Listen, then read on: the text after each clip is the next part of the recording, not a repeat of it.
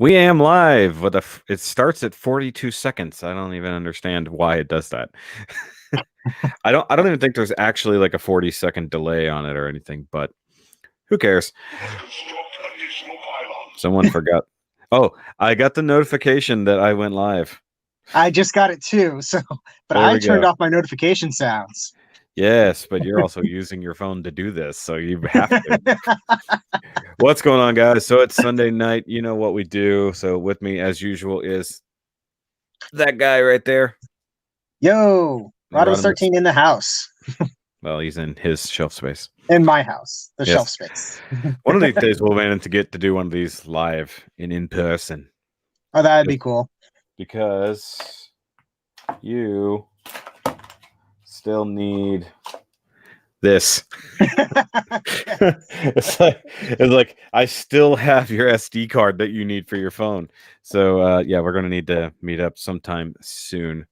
But let's see. We've got Jerry Leal. We've got Colton Herrick, who tuned in last night. We got Ryan Walters also in the chat. Make sure you pull up the chat so you can see things. Yep, that's what I'm doing right now. You missed us saying hello, Jerry. Hello, Jerry. Hello, Jerry. And I've got some Raising Cane's from dinner tonight. I might have to stop.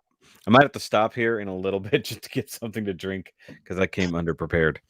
Because I was literally rewatching the episode and taking notes 10 minutes ago.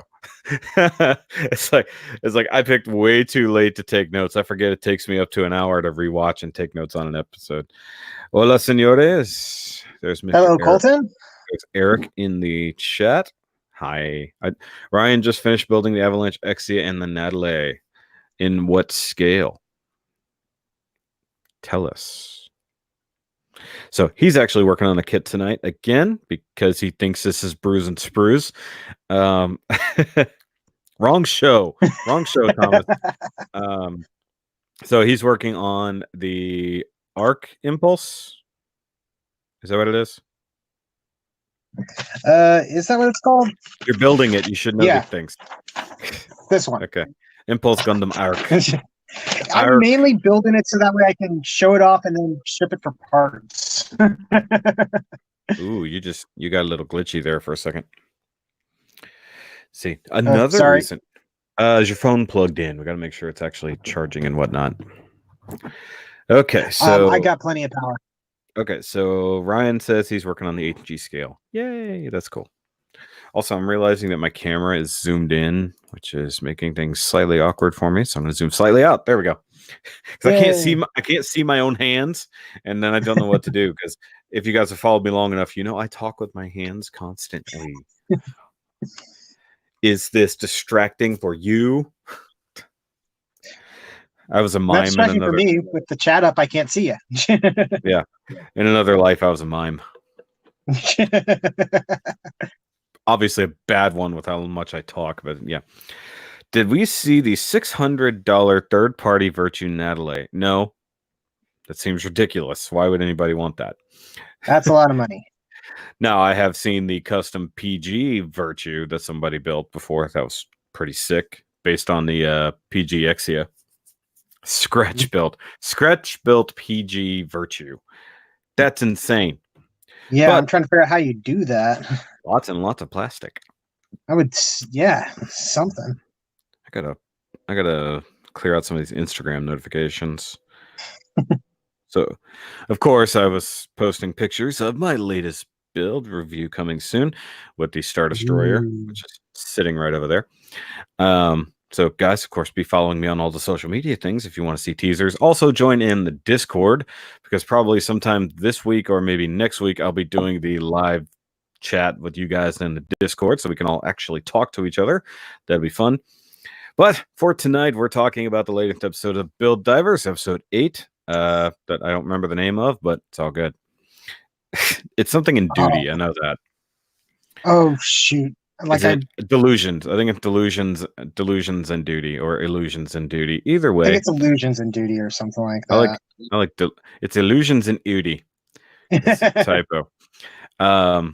So yay! If you haven't watched the episode and you don't want to be spoiled on it, why are you here? Come back later. So, come back after you've watched the episode. I decided to come back because why not? Thanks, Colton. I appreciate that. I appreciate the why not. Don't all Texans talk with their hands. No, some of us don't have hands. He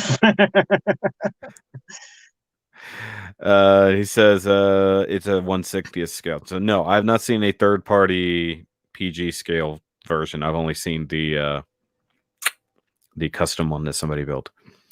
So either way, if you remember last time, they barely escaped the Seltsam.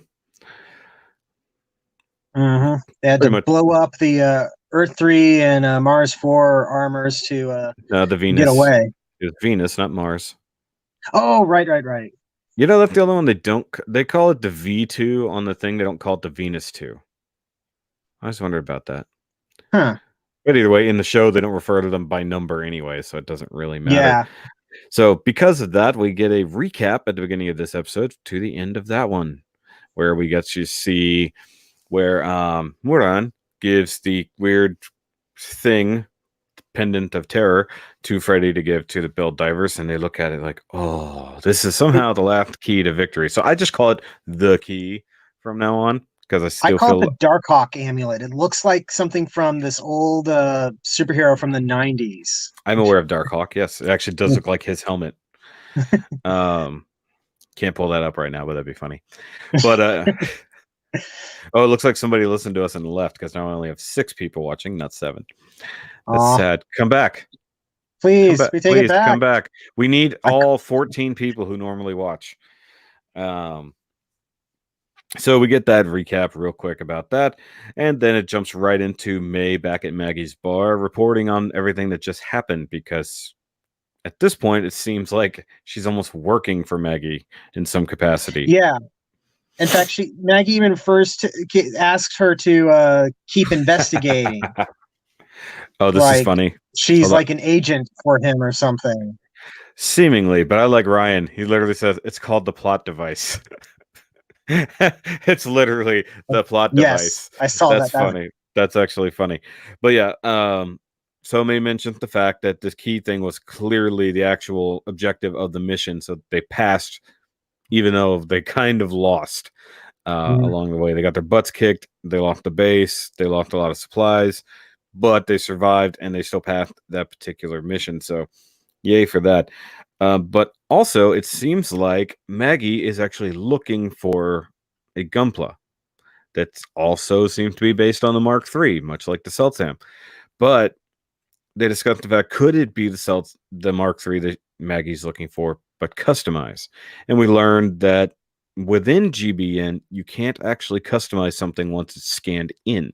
So you actually have to customize something in real life for it to be in the game. Yeah, he was saying it's impossible to customize that much, and I'm kind of going like, since when? No, I'm guessing it just means within the game. Yeah, it means that once it's scanned in, it is how it is. So to make modifications, you have to have those things in real life. Is really what he was getting at. But the silhouette that they're looking for, or Maggie or whoever is looking for, is more Mark III-ish, not all crazy looking like the Seltsam is. Yeah. That's what they were getting at. I thought Maggie had the Love Phantom. Maggie did have the Love Phantom, or Phantom Love, whichever one it is. But for some reason, they're looking for this Mark III based Gunpla. Presumably because it was making trouble somewhere. Yeah. Because Maggie, even in the first season, Maggie seemed to be working for the administration, for GBN in some fashion. Yeah, I always kind of took it as kind of a third-party connection, sort of like been around long enough, kind of a veteran, knows all the people, knows all the things, and can help people get started, which is what happened in the first build divers. In this case, it seems a slight more direct contact with the administration. Sorry, yeah. I have a burp stuck, so that'll be coming up soon. Wouldn't be a Shoki thing without it. No, I've got a burp in some capacity. We got a couple more people logged in here, but also asks May if they had any contact with the pilot, and she says no, and so kind of dismisses it as basically being like a stage boss. which is why it showed up at the last second and then kind of wiped the floor with them, and then they could leave. Also, kind of amazed that they got away with their lives, which I think we all were, because I think realistically, if the Cell Team wanted them dead, it would have. Yeah, they would have definitely been dead.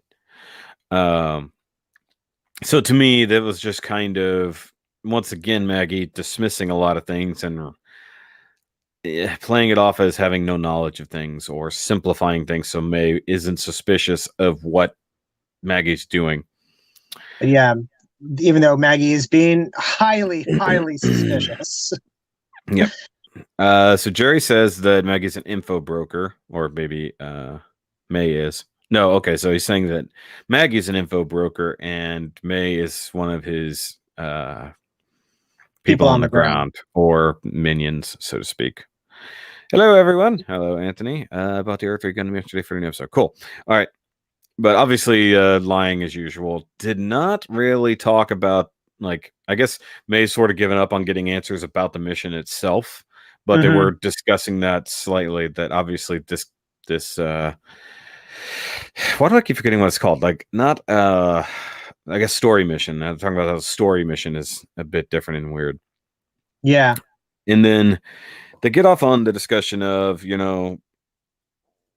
I forget what Maggie said basically, but bringing up the idea that, well, I guess your team made it through this or whatever, and May just says, well, I definitely don't see us as a team. We're definitely a party.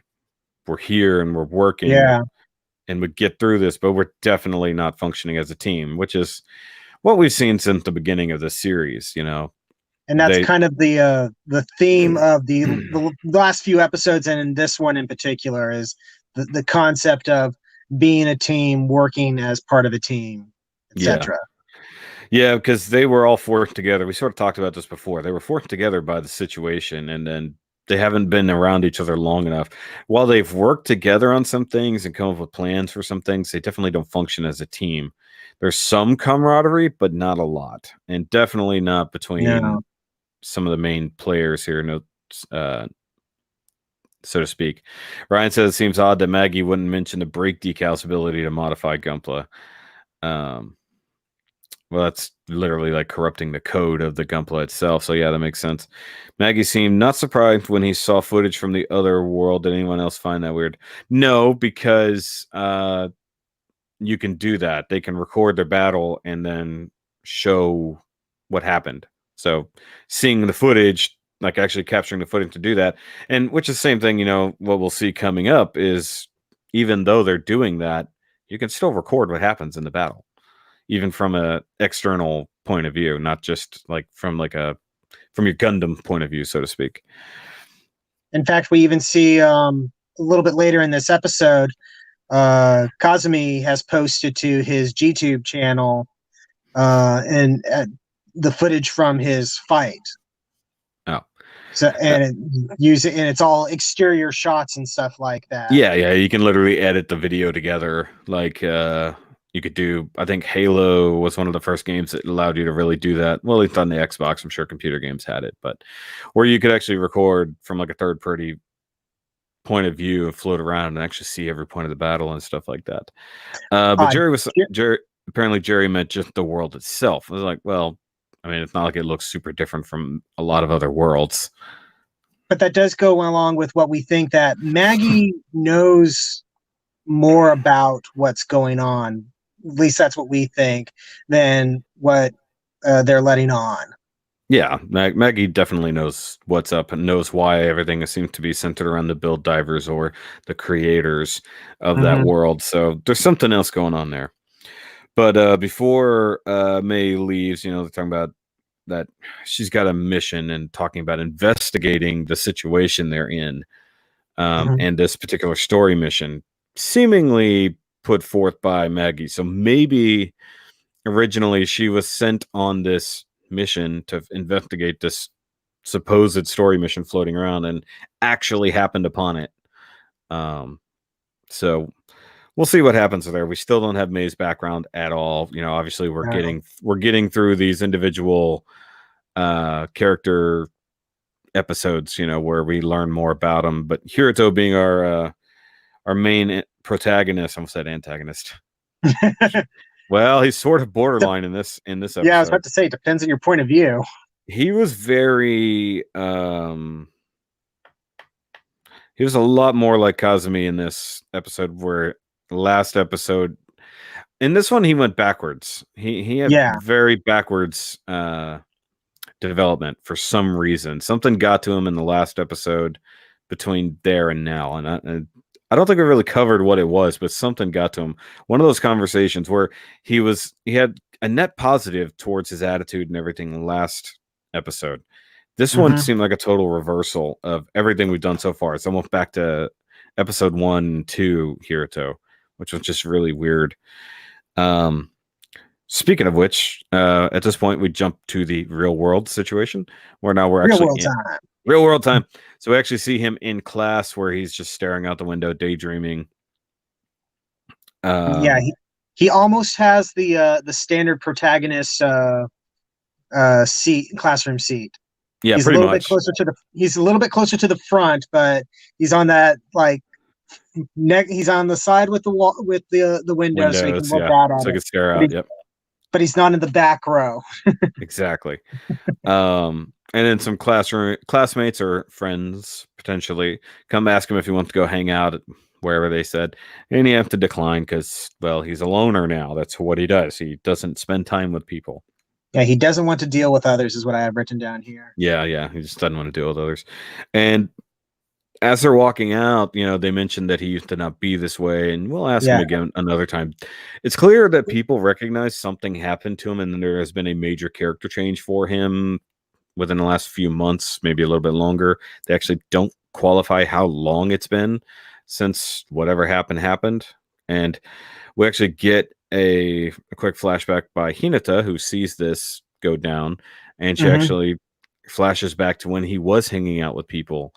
And I think these guys were in that shot. There was maybe like 3-4 other people, potentially his old diving team, quote unquote, and friends he used to spend time with. And clearly he was happy in those shots, which is also something that comes up later on. Hiroto's roboticness, and not really in the same way that a lot of people will say he's like Mikazuki. We've talked about that. I don't think that's it. No, because Mikazuki was just an underdeveloped person. Like, he never developed a sense of humor or anything like that. He just was essentially a robot. Whereas Hiroto clearly has had a major character change due to some type of trauma. It seems like all 4 of these characters have had some type of trauma that has really affected their personalities. Which this is something that I think makes this particular season a little bit more interesting than season 1, because maybe it's a little over the top that everybody has trauma or something like that, but it makes them a lot more interesting than just them being kind of generic anime characters or something, if that makes any sense. I was pretending to be frozen, but then I remembered you can see my ceiling fan moving. Does Freddy know about Riku's build divers, or does he think the new build divers are the real deal? I think Freddy only knows that they are called build divers, quote unquote, but he sees them as the creators, so it doesn't matter. They programmed or whatever to recognize whoever logged in as the creators. That's part of the story mission. And is Kazumi being the butt of nearly every joke irking anyone else? No. I thoroughly enjoy him getting his ass handed to him, which is the only way he's actually going to learn. If he was having his hand held through all of it, then that's another story. Him constantly getting his ass handed to him, I can live with that. He's a fluctuation of apathy from time to time. Yeah, that's true. He does have some apathy going on. But he also has some sympathy, because he clearly cared about what happened to Par and tried to help him. Then he also saw what was going on with Kazumi and tried to affect change with his own attitude, which seemed to happen. And then this episode threw all that away. It's almost like last episode didn't happen, but it all comes down to that weird killer instinct he had when he saw the Seltsam. And he literally charged in full attack and then realizing how ridiculously overpowered it was, he instantly went back to robot mode, and that's so weird. And I'm assuming we'll find out why. And That's why I think he's met that thing before. I don't think he's met it. I think he was just really we already know he doesn't like to lose people, or he doesn't like this world being damaged, and this thing literally came in and destroyed a ton of stuff. Yeah. So for him, anything that is a threat to GBN or his friends, he probably reacts incredibly violent to. And I think we're going to see in a flashback later, we're going to see the results of something of that happened in the past. Mm-hmm.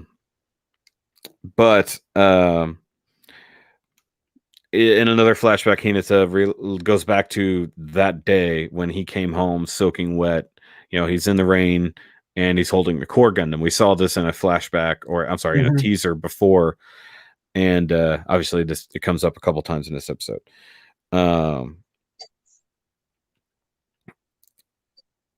Sorry, I was reading my notes and I didn't make any sense what I wrote.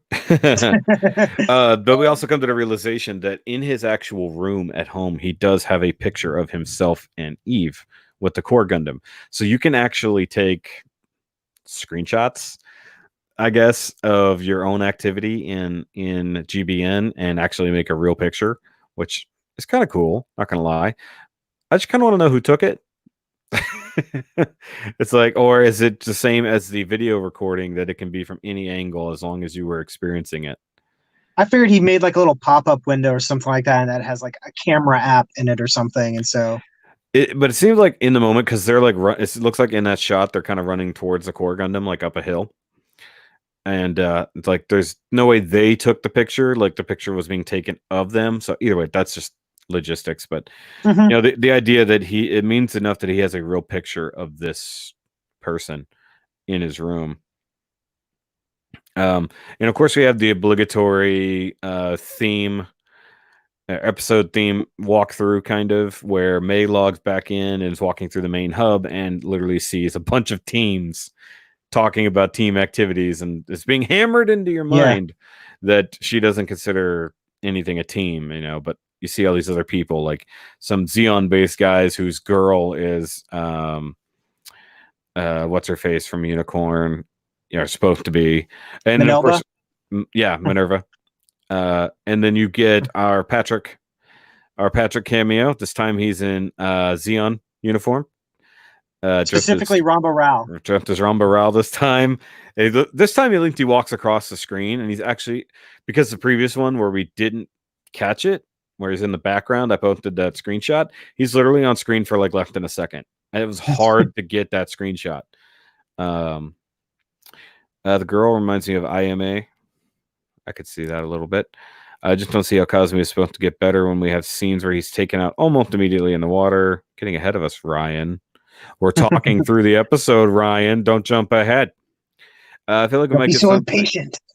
be getting something else about Hiroto soon, considering mid-season point is coming up 4 episodes. Yeah, of course. Hiroto does use that small drone for surveillance.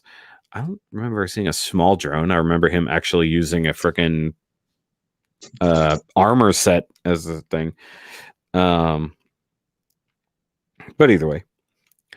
But she runs into Hiroto walking through, and they're walking up to everybody else just quietly, and she tells him that his expression tells her nothing.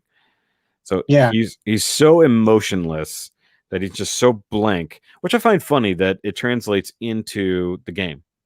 Like your real world expressions, like being happy or anything, literally translates so well into the game that they cannot read what you're going through. You're so blank that this other person, and she's a little fixated on him, if I'm honest, but obviously not a romantic issue, but she's super analytical.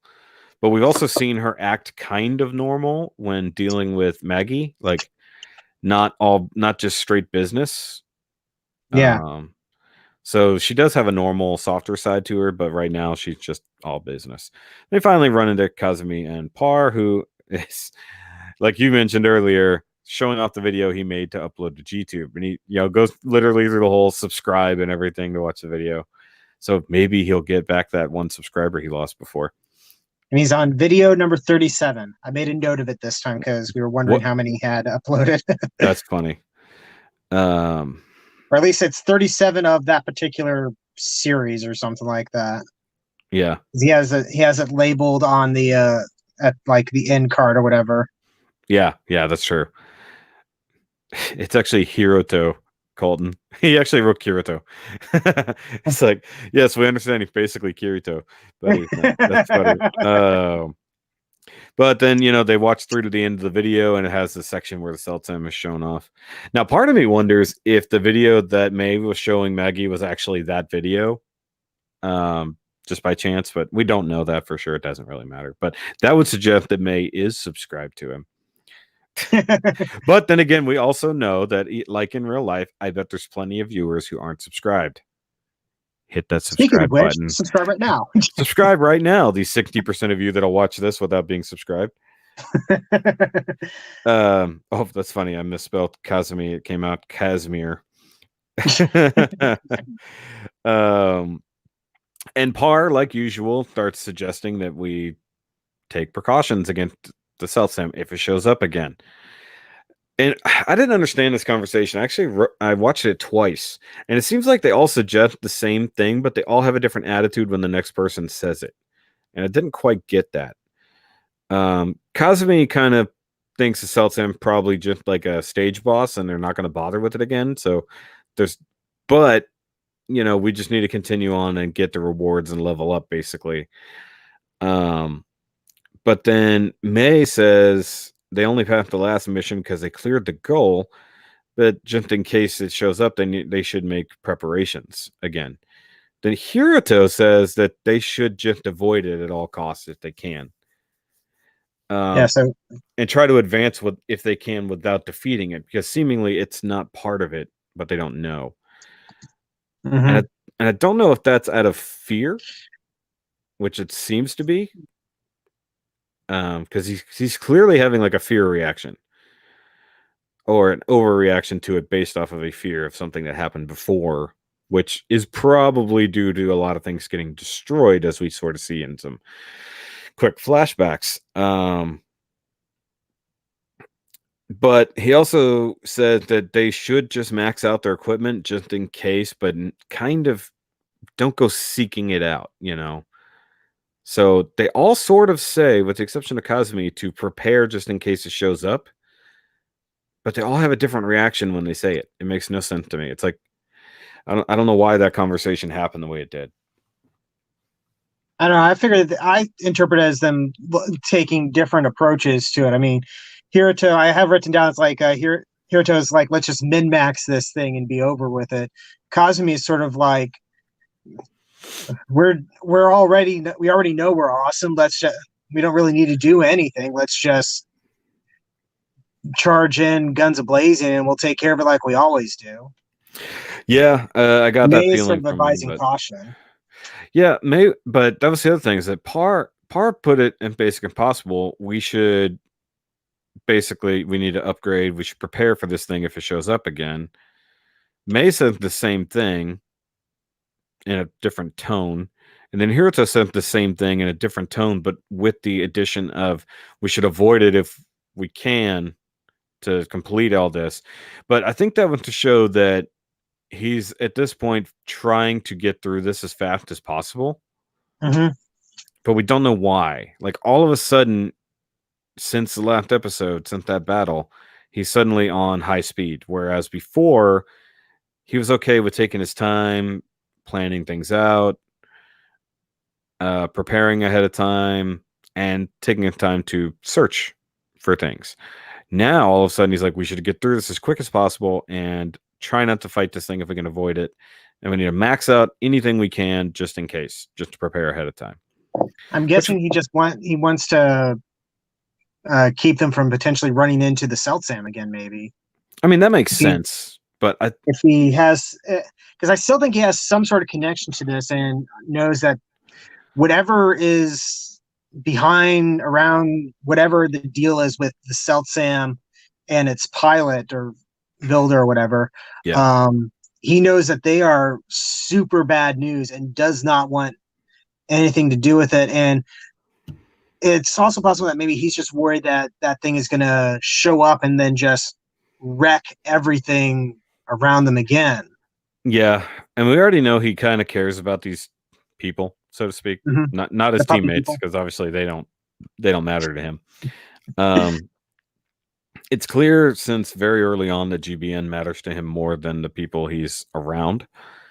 That's why he took so much care to protect that village and the not garden, the crops that the old guy was planting.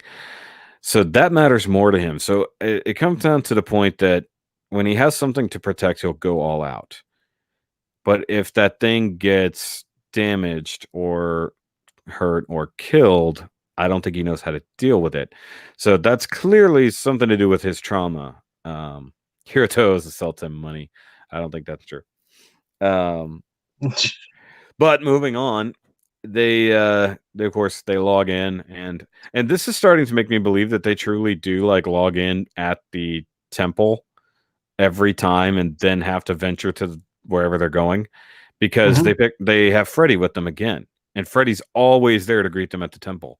So we already know that the resistance has moved, so they've moved on to the floating city of Seguri, however you want to say that, which is a big old ancient city left behind by the creators.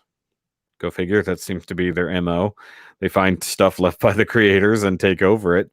What's funny is when we get down to the ground level of it, it looks a lot like the city that's seen in in one of the opening titles for IBO. Yeah, when we see yeah. it. You can see. Well, I mean, I'm sure there's plenty of them. It looks a lot like the some of the village area from Age as well, from the what are they called? Vegans. So the vegan floating colony, it looks a lot like some of that same kind of structure. So there's a lot of similar structures in that. I think the heat kicked on. It feels warmer in here all of a sudden. But I wanted to bring up the fact that this is a secure place because it has a big old force field. They call it a physical barrier, even though it's made out of energy. Yeah, it's made out of energy and or light, but it's a physical barrier. I think that's just a translation error. But I love that it's exactly the same as Stargate Atlantis. I didn't even think about that. It's the dumbest. Okay, so if you have a force field, especially a dome style force field over your city or base, one of the dumber ways to execute it is from the ground up. So to deactivate it for people to come in, you have to turn it off, and it starts from the top and just makes a giant whoop unveiling, so that someone can fly in. Now, if you had or in the case of some of them where you have another force field that you can pass through or a gate or whatever, that makes sense. But to completely have to drop your defenses just for people to get in and out is stupid. It's very stupid. Be better if they had something like in Rogue One where they have the big energy shield, and then there's just that one little that one gate. Yeah, that makes sense. Like that's what I was getting at. But if I remember correctly, the base that the One Eyes had that they raided before also had a barrier very similar to this, because they had to go through the side gate to actually get in. They couldn't attack it. I believe it had some kind of force field. Watch them meet the creators, and they're all Haros. That would be funny. So they actually get down to the city, and it's like this giant cultural hub / market / living space that all of the people can come to. And lots of puppy people. By all of the people, Kazumi wonders, why are there so many people here? Like in his own mind, he's like, this is weird. Like, it's like there shouldn't be this many NPCs in this game. What's going on? He still doesn't get it. He's like, 1 + 1 equals chair. It does equal chair. No. It equals chair. It equals ice cream. But I love that he still interacts with these people, especially hold on, I got her name. Maya. He keeps interacting with Maya, keeps running into her and having these funny interactions with her. Still doesn't get that he's reacting as if this is a real person, but then turns around a minute later and starts treating them as NPCs again. What's up, Tattoo Toy Hunter? Does Kirito ever have a smile? No, that's part of the problem. We also discussed this here in a minute. But Cosme, once again, doesn't know what's going on. And then Maya explained that there's an upcoming space crossing festival because reasons. So everybody's basically there for this festival that's coming up, and it's a giant shopping mall or giant market. So then we get the shopping montage, sort of. Yep. And everyone looks happy, except for, Hiroto. Yeah, he's not really doing anything, just walking around robot faced. And he's sent to walk by this one jewelry booth, sees this one emerald looking necklace, and freezes, obviously having a flashback to Eve, because it's all we get out of him. Remembering the happy time, so to speak. And then May said, basically, I didn't write down what she said, but basically she questions him about why he's stopping or whatever. And, he says, it's nothing. It's nothing. Keeps walking on. Basically just won't open up to people. That's the thing. He tried to get Parr to open up, and he tried talking to him about the Valkylander. We've seen that he can care about others and be a little bit open with people. But in this episode, once again, he just shut down. It's almost like he's gone all the way back to the first episode again, where he doesn't care about what's going on. He's just doing what he's going to do. And it's bothering me a little bit. Hiroto was defeated by Jester Gundam and vowed never to smile again. Wow. We don't talk about G Gundam stuff here. No. Leave it at the door. That's why they're referred to as One Eyes. We're not calling them by their given name. Yes. But I think they did mention the fact that they were the Death Army originally. Like when I first encountered them, they did say that they're based off Death Army kits.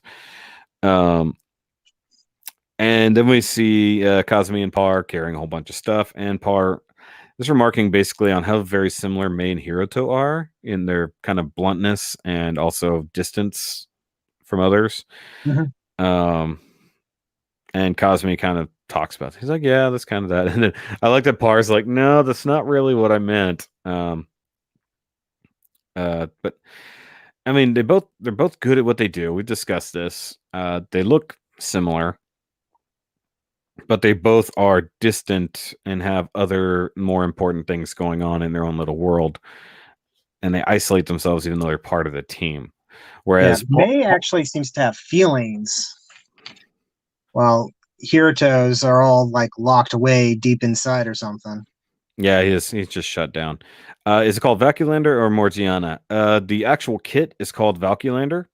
Morgiana seems to be his nickname for it, or he's referring to somebody who helped him build it. Of course, I believe somebody was discussing the theory that he's the little brother of Shariar from last season, and that's why he looks kind of similar, and that his brother helped him build it, and then things happened, and that's why he's gone, and that's who he referred to. I don't know where they got this information. There's things online. I don't know. I don't believe anything until I actually see it in the episode. That's the way I look at it. I mean, it makes a certain amount of sense, but yeah, we don't have any concrete evidence for that. Yeah. Oh, and then that same Grey Wolf kid comes up again. Ooh, I want to join in. Oh, look, can we meet at the Resistance? What are we going to do? And then as they actually run into Lion-O and the others, he tries to... Yeah, he's Lion-O. He tries to catch up to them, and Maya grabs him and yanks him back. Like, no, you're not going. Could they denied? No resistance fighting for you. Exactly. Can they telegraph harder that he's really gonna rebel and like get himself into trouble later? Could they telegraph that harder every single episode? They probably could. Don't give him ideas. Not all Fox people are related. That's speciest. That's true.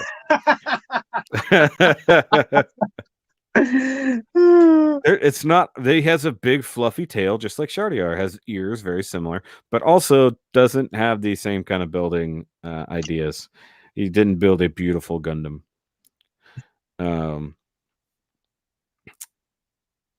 So they actually do go to meet up with the actual commander of the resistance, because every episode now we get the upgrade. We get the bigger, better person in charge. This is Abiri. Abiri. I have no idea how to pronounce it, but to I me, did write it down. he looks like a Pokemon. Yeah, he's tiny. He's tiny, and he's another furry creature, and like the tuft of hair that's like on his forehead, almost kind of crown-like. Yeah, he totally looks like a Pokemon. Starts explaining the mission and stuff like that, and then Cosme once again, why are all these things like? Why is it taking so long to get through these talking parts? He's like, where can I hit? Where's the button to skip the cutscene? Yeah, where's the skip cutscene button? And he cuts the guy off. Basically, tells him to get to the point. Like he's like friendly and agreeable most of the time, and then he's a dick the rest of the time. And I love that. Okay, so they start talking about it, and I love that they keep referring to Par and the Valkylander as a sacred beast. Yeah, It's like I was like, when did this mythology all of a sudden start coming along? Like, I get that, once it learned to fly and all this other stuff, and it's the only one that looks like a thing, not just a giant robot. But like, I don't know where this sacred beast thing suddenly started coming in. I think it was sometime around episode 4. When they first saw the Valkylander, Freddy referred to it as, it's like, oh, you have the sacred beast or something like that. I know Freddy brought it up. I just don't know why that's a particular thing. Obviously, we'll find out eventually, but even Par's like, no, I'm just whatever.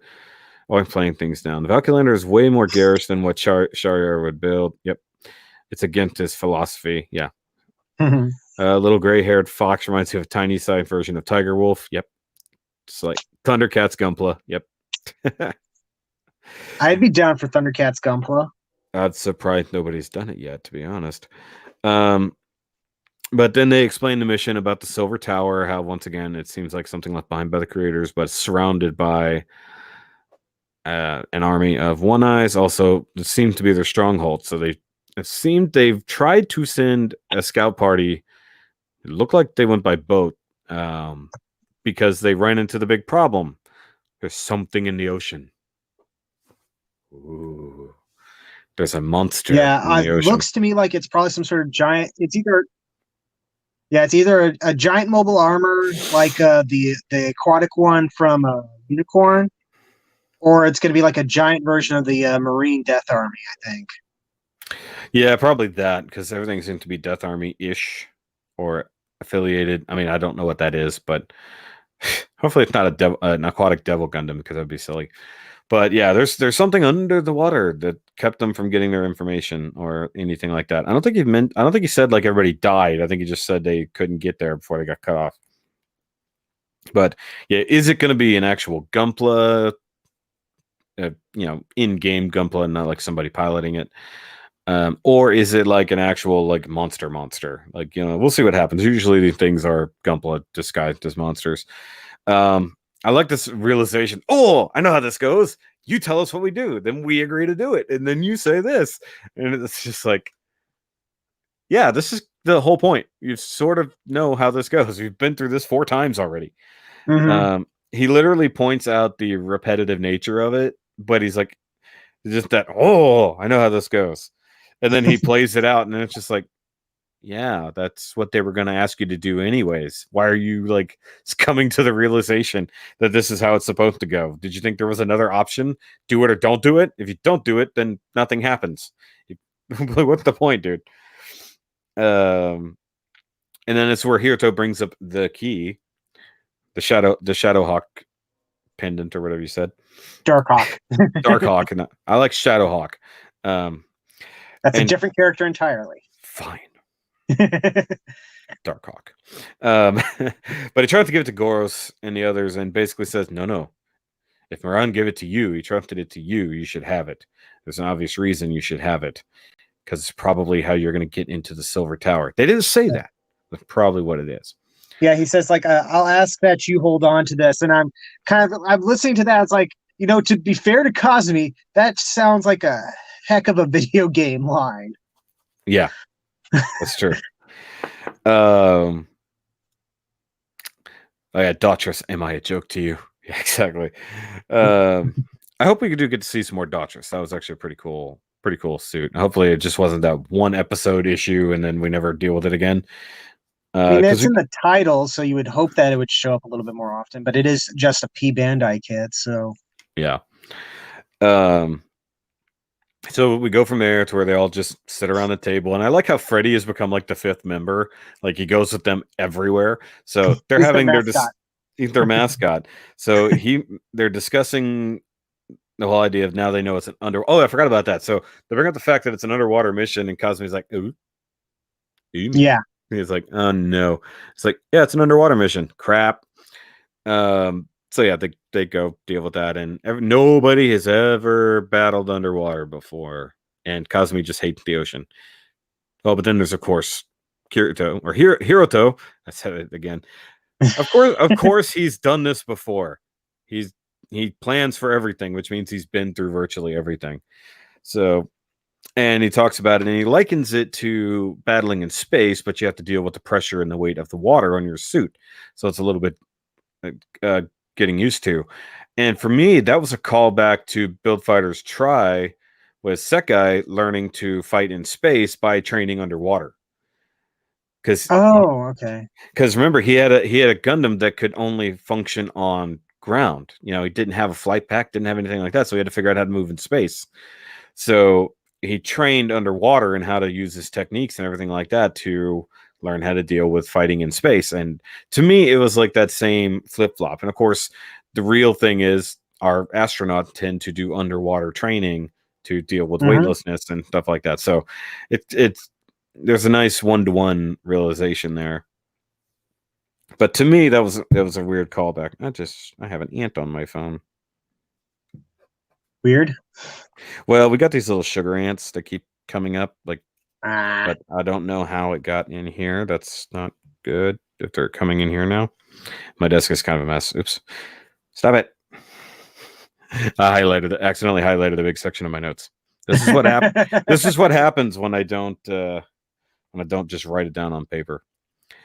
But you know, basically, we go into the same thing that Par says. Hey, let's make up a practice mission so we can figure out how to do this as a team. I think we've done this before. Starting to get a very repetitive nature of this. It's almost like they're the ones who are actually the game and everyone else is actually real life. Like the repetitive nature of this. Yeah. Maybe if the trilobite I like the bit where they're that'd be interesting. I like how Cosme points out that he has all these different missions bookmarked, and they're all team missions. Yeah, and he says basically, and he's Park like, gets all embarrassed, and that's kind of adorable.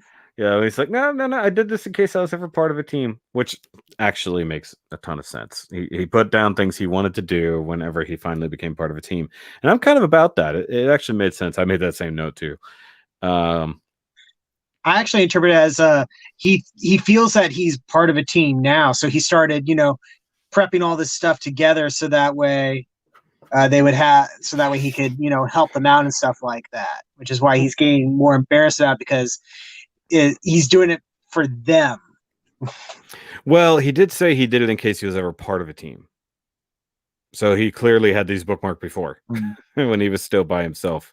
But then again, he had never been in any battles or anything when they started. I'm getting dry mouth. Riley said, do you think Daughters will be the next grunt high grade suit? Maybe. I mean, the Death Army came out after they announced the One Eye kit, so it's possible. Is Sekai similar to Reggie? We're not going into Build Fighters Try and all that. That's long since gone. That's a whole different discussion. So they decided to go do this Grand Dive challenge. I like the name. As a team. And of course, I also like how it's conveniently in English for all of us English speakers. Yeah, that was. Part of me wonders, because some of the other things he had bookmarked were definitely in Japanese. So it's like, why was that one in English? But maybe it's just that particular team is an American team or an English team, something. Kind of hard to tell. They don't speak any different anywhere, so it doesn't matter. Then Hiroto wanders off where everybody else is about to go home. Of course, May follows suit. And he's kind of walking through the town and stuff like that, having these weird flashbacks of, having very similar excursions with Eve. Mhm. And then leading down, it's weird. He's going up the staircase and like she runs ahead of him. And then I guess it alludes to him following her and then her not being there. Like she just sort of Yeah. disappeared. But I mean, I don't know if that's literally like the last time or if he's just having the thought of this is where we used to be happy situation, because we clearly see him as being happy. He's giggling, smiling. And I think that this episode is just kind of showing that his happiness left when she did. A couple of things I noted from that sequence is the world that they're running around, assuming that the colors in it are accurate and not just like artistic impression for the scene. It's all very blue, very similar to the color of the Earth 3 armor. And also, it looks like Eve is basically kind of the one leading him through this city, as if she's lived there. She knows this place like the back of her hand or something, which was just an interesting observation, I thought. Yeah, it could be that, honestly. But yeah, I didn't make that correlation to the colors. Because obviously it's a very similar town. They're not implying it's the same one, but since he got there, he's had kind of a sense of familiarity to it. Like it's not that he knows this place, but it seems different enough. So wherever it was that he was encountering Eve seemed to be very similar to this world. But I think just as he's walking through this, he's remember them going shopping, like the jewelry thing, which is why he focused on that. You see she's got this green pendant earring, which I would have actually preferred if they actually showed something much more similar to what he saw, which was like just a little emerald square versus this like dangly like decorative earring. But I get that, green jewelry, whatever, this is what the thing is. But he ends up going up to this rooftop and May's already there, like waiting for him. So somehow she figured out where he was gonna go. Yeah, I thought that was odd because like you said, she's obviously waiting for him there. It wasn't just a coincidence thing. Because she turns and looks at him and says, "Are you looking for something?" Yeah, basically, or are you looking for something? What are you looking for? I think that she's figured out that wherever they go for the missions, he finds the highest place to get a good view. Whether it's on top of the mountain, whether it's on top of these buildings. And I think that's what he was doing, because we've already remarked that he seemed to search for her or whatever. And the best way to do that is from high ground. So he'll try to find a high ground or where he can get the best view of the nice scenery. And it was sunset, which was all beautiful and stuff. So I guess she just thought ahead that that's where he would go, get the best view. But she's pretty analytical if she's figured that out after only a few encounters with this guy and not really a real conversation. This is about a real conversation as they've ever had, and he barely says anything.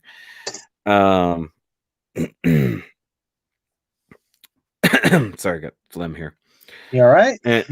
Yeah, it's just whatever. I woke up very congested this morning. I don't know if it's the weather change or whatever, but then we flash back to the real world, and Hinata's back at the G Cafe, which I just this episode read the name again and knew what it was called. Because actually on the cups that the boss was carrying, I was like, oh, it's called the G Cafe. So I guess she's leaving her shift, and she was asking if Hiroto was still there, and the boss is talking about, yeah, he's still there. I guess the old Hiroto is back, and we actually see where he's built previous Gunpla and probably won competitions there before. Obviously, we know he's a good builder. The moon seemed to stand out. Yeah, true. Do you think Eve is Sarah Mark II? Maybe not Mark II, but possibly another L diver. We've discussed that before. You're obviously a little bit new here, Riley, but we have discussed this before. And she talks about going back to the day when everything seemed to have changed, and was asking the boss about it. Do you remember this day a while back when this happened? And he's like, yeah, I remember him running out of here, not saying anything. And of course, he basically ran home in the rain. Her mom was sending her to the store for something, and she ran into him on the way out. Yeah, and not even run. He was just he just was walking slowly. At least that's how it looked to me. He Yeah.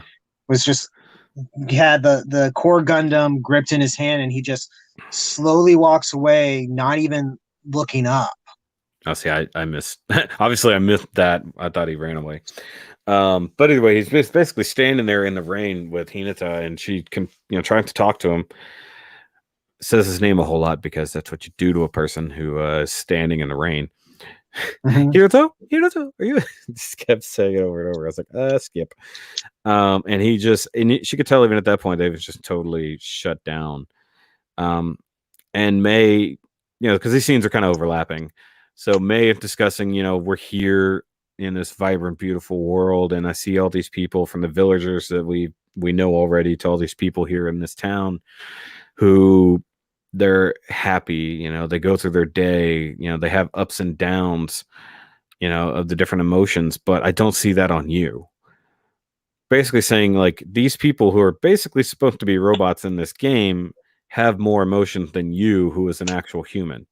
And I've written down, it's like, these people have feelings. Why don't you?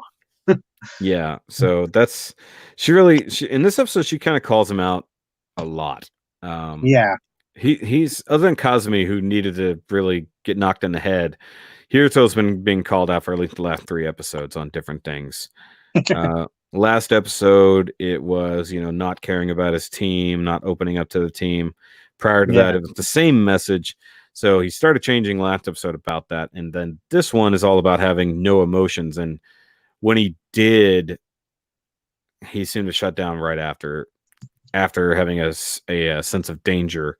So it's almost like if he starts letting himself open up, like he's scared that he might lose it all, which clearly is what's happened before, where he clearly had these emotions, these feelings about this Eve, and something happened. We don't know what just yet. She either just disappeared, or potentially she went missing, or was kidnapped, or was blown up. We keep seeing different situations, and we're not sure where it technically ended. But I like the fact that up until now, nobody has bothered to ask him what happened.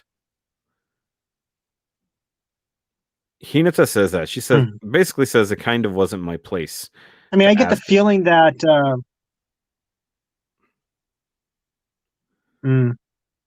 because I mean, everybody clearly knows something is wrong. But this could also just be sort of a Japanese thing where it's a cultural you don't thing, perhaps always talk about your emotions. Well, I don't think that's true, given the fact that he and Hinata were obviously childhood friends. Whenever he was having issues, he had to go take food to her, and then they sat and talked like normal people, more or less. And then if they've been friends this long, and I mean, mind you, obviously, whenever he started hanging out a lot more and being with Eve, he probably distanced himself a little bit from Hinata, who he probably had a minor romantic relationship when they were younger. Clearly, that's how it was. So maybe it's because of that distance they had at that point that she doesn't feel like asking him. But even the boss didn't bother to ask him at any point. The guy from G Cafe, has his mom never asked him what happened? Obviously, he distanced himself from his friends. It's enough that everybody notices something's wrong with him. It's been remarked upon at least 3 times in this one episode that he's not the old Hiroto. He's not like who he used to be. Even if he's back into Gunpla again or GBN, he's not who he used to be. And that's and identity seems to be a very big thing with this series, with Kazumi, who repeatedly said, "This isn't me." This isn't me. Par dealing with the identity of the Valkylander, something that had the ability to fly, but he's too scared to let that happen, and then actually finally revealing for what it truly was and letting that go. We still don't know May's identity, and Hiroto clearly isn't who he used to be. So that's his quote unquote mission, and that's the thing that May starts talking about with these missions. Par had to learn how to fly again. Kazumi had to learn to not be a dipshit. She doesn't say that, but that's what her intent clearly was. And then she talks about she has her mission without really talking about what that mission is.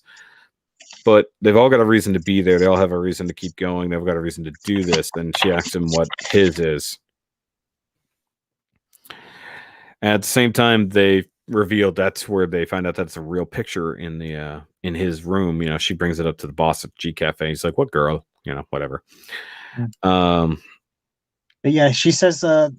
May says like, "Divers all have their missions. Hiroto, what's your mission?" And he does respond back saying, "Searching for what can't be found." Yeah. So in his mind, I think he thinks it's truly lost, but he's still searching anyways. I think in episode 1, she mentions something about not having seen each other lately. Yeah, she does mention that there's been some distance between them. Sorry, they're talking about other stuff. I guess Jerry also has a podcast where they discuss this. Competition. But yeah, the whole searching for something that can't be found, and then he basically turns and walks away. You know, see you at the mission, or see you at the challenge. So they go on to the Grand Dive Challenge, which I think is pretty cool. They show off this big ass building with a pool on the roof. And is that the Argama on top? I was gonna say that was the Argama. It wasn't the Nahel, but it was the Argama. Yeah, specifically, it's the I think it's the second version of the Argama. Okay. But yeah, I thought it was cool because at first I went, "Oh, it's white base," and then I went, "No, wait, not white base. It's Argama." My bad. I'm not sure why it was there, but it was. That was pretty cool. No clue. No clue why it was just there. Just decoration. Hey, what do you want on top of your cool building that looks kind of like a hotel? How about the Algama? Cool. Let's do it. But assuming that this isn't those guys' base, because we know that obviously you can buy and have a base for your team, and this is what they do, that means they probably bought that with in-game money. Just to have, you know. No, just telling him to check out your other episode reviews. That's funny. Okay. Cut on. And the team is called the Granada Blue, which I thought was cool. I'm assuming there was a reference there to Granada. Anytime there's a UC reference, it's lost on me. So Granada was one of the was a location in the colonies, I think, or like the asteroids or something like that. Well, I mean, it is I can't remember it exactly, but I remember it coming up. It is an island several times in actual Earth. Granada's an actual but in this. Oh yeah, okay. So Jerry points out the lifeguard act guy, which is kind of funny. Yeah, everything was aquatic Gunpla based here, obviously. And all the dudes, I think, are all their skins, I guess, as it were, are based off of characters from UC. I'm like 90% certain. I was assuming they were all based off of actual aquatic pilots from Xeon. And this is something that was pretty cool. Okay, so the whole challenge is they have a 500-meter deep pool that there will be Haros at the bottom. And it's basically like the game you used to play with your friends. You throw your toys at the bottom of it and you try to retrieve it. You know, first one to grab it and get back up wins. That's the whole point, but you got to get past their team, either on the way down or on the way up. Now, I don't know if you know this, but I believe this is actually a reference to a real life place that you can go. There's a hotel / resort that actually has a building just like this. And because it's for like scuba diving or something. It's for training to scuba dive or just deep diving, free diving. And I believe it goes down to like 40 meters or something like that. Yeah. But like there's like a bar like at the bottom. Like so you can actually and they have a window so you can actually see the people diving. And if you dive down deep enough, there's a little recess that you can chill out in. So I believe this whole thing was a reference to that particular building. I saw it on Travel Channel or something like that, which is actually a really cool deal. So rather than trying to physically dive deeper into the ocean or try to isolate a part of the ocean, they just built a thing. So within GBN, these guys had the same idea. So I gotta wonder if they work in that hotel in real life. Pars Gunpla is based off a dragon and a knight. Technically, it's based off of the Gundalander, which was a Viking, and then he somehow combined a dragon with the Astrea Type F. It's weird. I don't know. The Gundalander looks nothing like this thing. It's really weird. But except for maybe the horns. It really doesn't.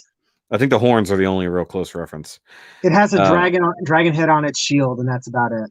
yeah, that's about it. I love that I wrote "pretty cool" in my notes. That's funny. Uh, I love all the Haros that are down there. yeah, there's a whole bunch of different types of Haros, so I assume that we'll get more other types of Haros, which we already are getting, like one or two, but I don't think there's anything like that.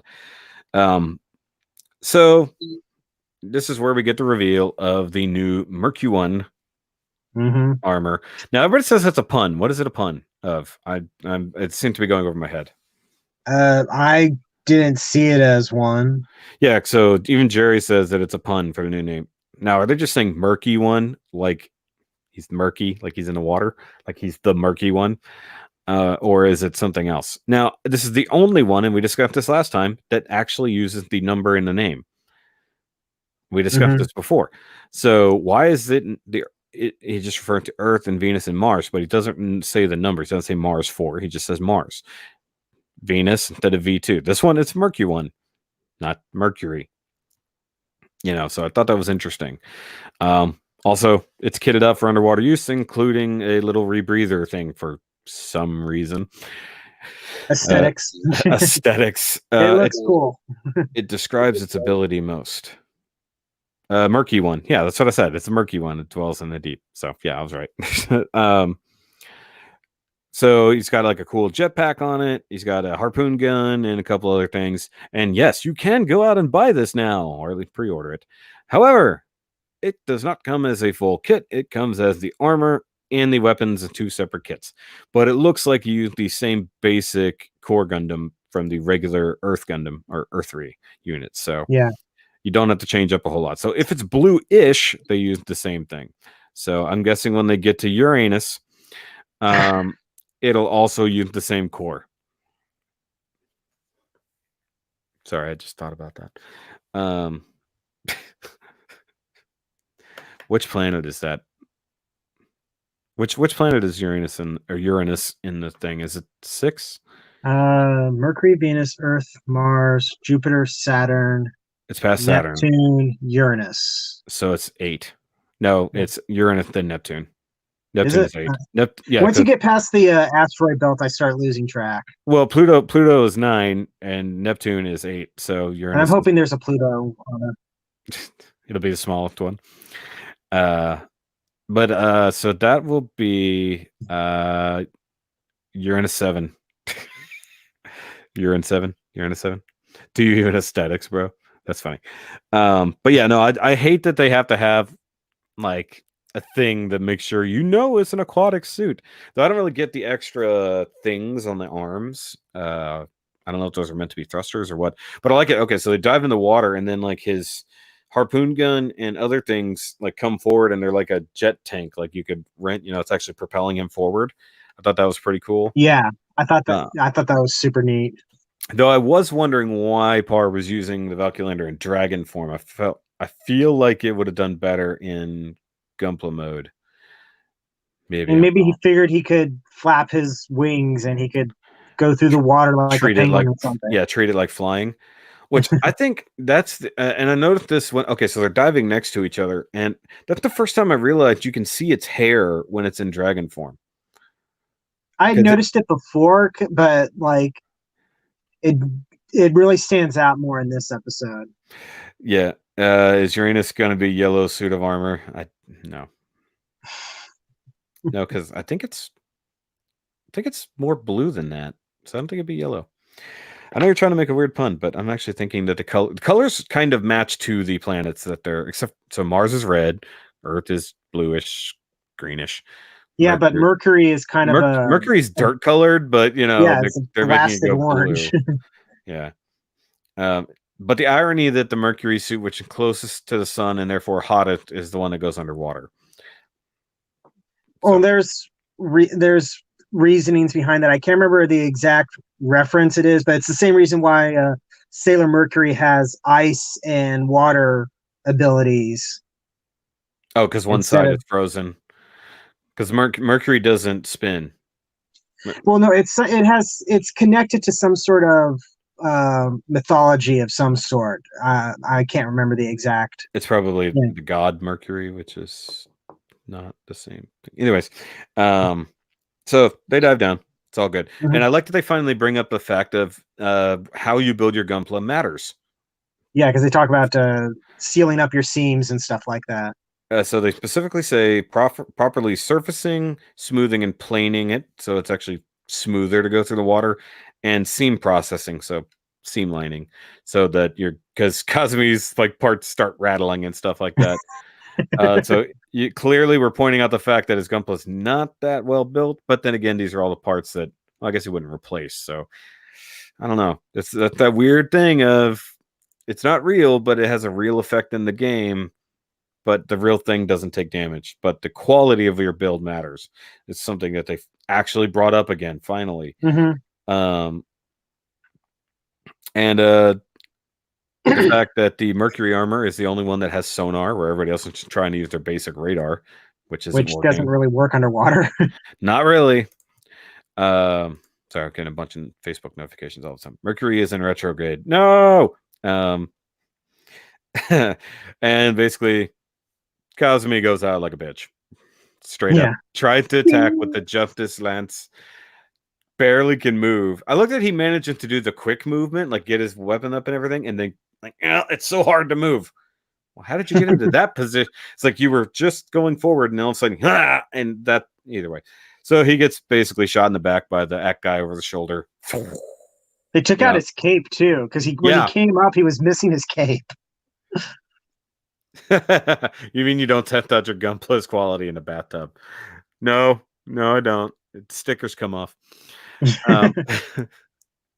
But yeah, he basically hit him so hard he lost his cape. I thought that was funny. And then he floats up in a nice butt up scenario. And he's like taken out so fast that he's like, I hate the ocean, or I hate the sea. He says umi, which is sea. And then the next two Ek guys come at par and just take him out really fast too. Like just they whirlpool him out, which it's how dumb is that a bit? Like they're just they make the whirlpool by spinning around him and then just throw him out of the pool basically. But I love the visuals of them just floating to the top and just dead. I find that quite amusing, honestly. Simply apply Thompson's water still. Just slide right through the water, no problem. Kevlar and just or the coating they put on pans so that nothing sticks to them, they'll just slide right through the water. Then now it's 3 Ak guys. So that hydrophobic stuff that went viral a few years ago. That would work too. That would actually work. It actually does work unless it's completely submerged, in which case, we'll see what happens. So I like to go from one Ek guy to 2 Ek guy to all 3 Ek guys now coming after Hiroto and Mei. And they try their whirlwind or whirlpool attack on them again. Mei just fires her only preparation, which being the harpoon. And it just goes ding. Oh, well, that's over. And then I love Hiroto in this moment. Screw you. Just goes right past. Yeah, he abandoned his teammates. And I was like, because Hiroto doesn't care anymore. Yeah, this is where he really goes into his completely uncaring for his teammates idea. Whereas before, he kind of was caring about what happened to him because he went back to protect Kazumi last time. He didn't have to. And the others didn't have to come back to protect Kazumi as well. So when they came together as a team last time, it seemed like there was hope. And then this time, he literally just starts sacrificing his teammates to move on, which is pretty much switch places between him and Kazumi now. So and it's damn it, Anthony. Damn it, Anthony. Flex seal it. Should know the meme by now. So he gets all the way to the bottom, grabs a Haro real quick, and he gets confronted by the leader who's in a Zoc, which is a pretty cool kit, not gonna lie. They need to do a new version of the Zoc because it's only like a really old version of it. But he says in like Xeon colors too, which I thought was hilarious. Yeah, that's true. I figured that they would. Well, all 4 of them were different colors, but to me, it would have been cool if they were actually. I just thought about a thing that happens later on and how silly it is. I just realized what it was doing later on in the episode. So I like what he says. He says you abandon your comrade. It's like I kind of like that because what you did it with the resolve is calm at the sea, but when you're battling in the sea, that requires fair play and all this, that, and the other. Yeah. So it's like Part of the cards, yada yada. yeah, it's like, well, it's like I like what you did there, but you have the resolve to do this. You even have the resolve to sacrifice your teammate to succeed. However, that's not the game you should play. Basically, what he says. So he's trying to fight him, and Hiroto's just like, bloop, nope, not fighting you. So he's gone from confronting everything and just wiping it out to turning and running, kind of. And I that have to be a direct reference to what happened last time, where he literally tried to confront it, charged right in, and got wiped out by the overwhelming power of the Sultan. But this isn't just normal dudes and their Gunpla. Like, if he tried, he could just beat them. But in choosing to try to run away and succeed as quick as possible, which is what we talked about earlier. And so the dude is trying to get him to stop. He turns around, fires the two little thingies at him, a couple little missiles, and he dodges them. He gets up to where May is, and then he's like, "You're gonna not just stay and fight?" He starts shooting him, and then the thingies attach themselves to the Zoc and then jet him back down to the bottom, which is a pretty cool weapon. Was really cool. Yeah, wouldn't Flex Seal make them float? No, Flex Seal just sealed the bottom of the boat so it doesn't sink. Wouldn't make them float, in theory. But it would be a good way to seal your seams. Use Flex Seal on your seams, guys, just to keep water out and sand it down. And then this is the part where he gets up and, like, instead of helping May, like where he could have kind of wiped out these 3 people she's now taking on, they try to come. 2 of them try to come after him, and he turns around, throws his harpoon gun at them, and then blows it up to stop them. So now he's sacrificing his own weapons. I mean, it looks cool, but yeah, it's like, this is so reckless and it feels wrong. Yeah, I think that's the point. Like, he's clearly taken on just a different approach to what he's doing.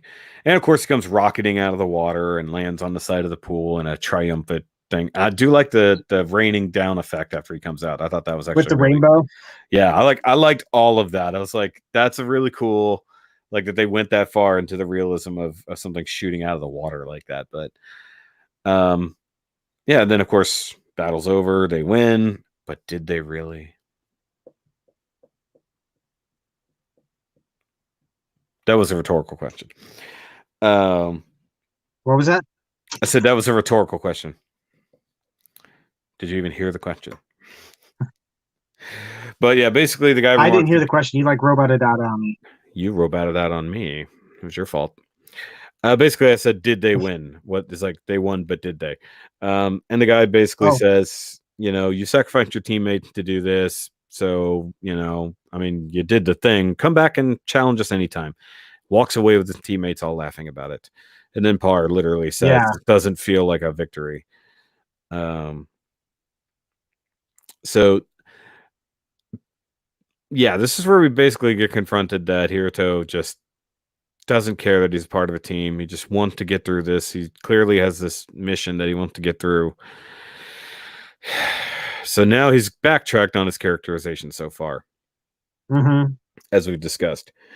But before we dive deeper into that, come on, that was good. They show the other guy's Gunpla drying off in like an air dryer situation. Like, the Zoc and one of the act guys is sitting in like a fan to dry off. Yeah. It shows another one sweeping like the side of the pool, or maybe it's vacuuming the pool. I can't tell what it was doing. But the thing that I realized, one of the act guys is at an eye wash station. Yep. Which has 2 jets for washing out eyes. And it's an act guy with a 1 eye. That's what that was for. That was the realization I had a second ago. That's like, really? It's like it's a dual eye wash station being used on a mono eye Gundam. It's like, at first I thought it was a water fountain, and then I was thinking, it doesn't need to drink. What is he doing? That was my thought at first, and then I'm like, oh, it's an eye wash station, which is also silly. But then the fact that he's using a dual eye wash station on a mono eye Gunpla is like, that's just so good. That entire scene is kind of surreal, where because they're all acting like they're part of like some sort of high school swim team or something like that that just finished up a training or something. So they're cleaning up the pool and drying off, and I guess getting the chlorinated water out of their face. But like these are the Gunpla doing that, and it's not real. That's the funny part. Yes, the fact that these are Gunpla-side things that are happening, and the people are still doing what they're doing. The Gunpla are doing these things. Okay, is mopping. That guy that was mopping was in lifeguard colors. Okay, Riser just got here.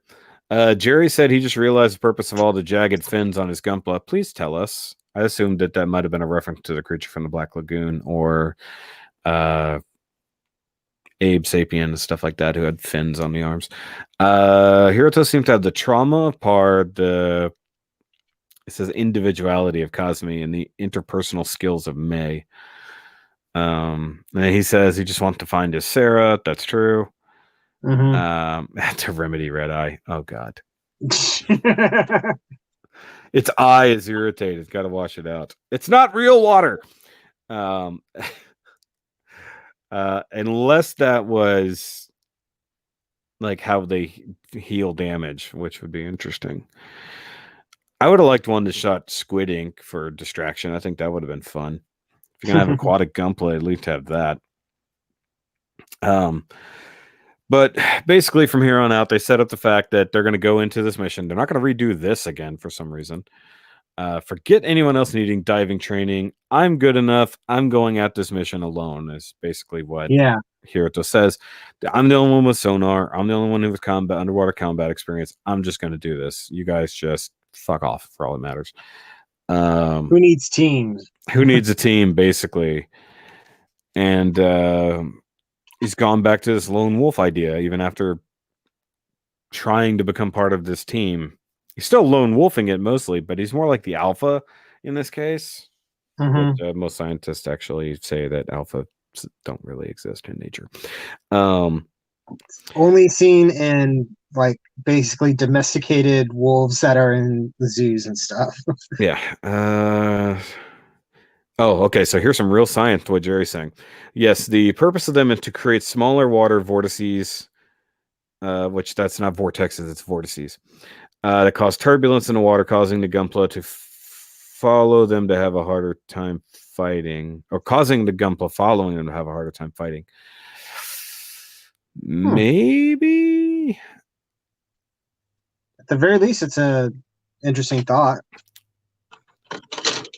I mean, I would think that they might help with moving more directionally underwater, maybe, but we'll see. I don't know. That's just a douche here too. That's why all the different forms. Yeah, of course. Hiroto is team. That makes sense. That's why he has so many different Gunpla. He's his own team.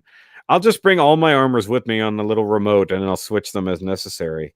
We haven't seen how many he can use at the same time, just that he can only use one Gunpla at a time. He can't really do anything with them other than sort of tag along or mildly remote control one or the other. Can't do both. Couldn't remember how to spell it. Vortices. There's a C in it. Vortices. It's all good. Either way, I don't know. I want to see the science behind it, because the jetpack made sense. It's a jetpack. The harpoon gun / thruster dealy that he was using to maneuver downward quickly totally makes sense. We have that in real life. But the basic Gunpla on its own is a little bit weird in its design, like the extra big shoulder pauldrons and stuff. Like, it seems like you'd want to make it as streamlined as possible. Yeah, all smooth lines instead of jagged ones. I did think the basically the water fin funnels were kind of a neat addition to things. Yeah. And yes, the planet system does remind me as well of the armors from for the Liger Zero. Liger Zero. Somebody who built Zoids back in the day. I've yet to build a Zoid. I need some Zoids. But in this case, before it ends, May basically calls him on the fact that, you don't really see us as a team. You know, you just want to do all this on your own, and you want to blow through this as quick as possible to just kind of finish the mission. Damn the results, you know, doesn't matter. And she asked him, "Do you think that's good enough? Yeah, you haven't changed. Is that enough for you? Or is that enough for them?" Sorry, I know what you said there, Riser, but it sounds funny. You would like the line. I know what that is. It looks funny. Yeah. He added jagged fin, unnecessary drag to cause more turbulence. Yeah, but I don't like that idea.